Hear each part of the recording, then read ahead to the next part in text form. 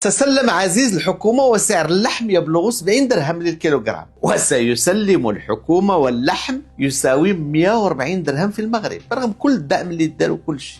تسلم عزيز الحكومة والدين الخارجي 40 مليار دولار، وسيسلم الحكومة لخلفه والدين الخارجي للمملكة 70 مليار دولار. تسلم عزيز الحكومة ومعدل البطالة 9%، وسيسلم الحكومة ومعدل البطالة في المغرب 13.1%.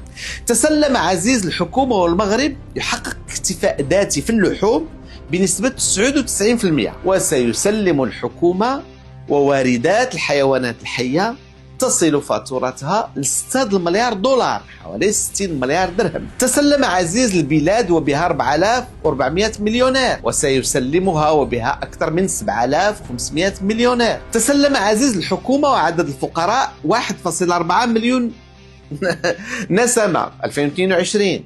سيسلم مفاتيح المغرب والفقراء فيه 2.5 مليون فقير، أي بزيادة مليون وزيادة فقير.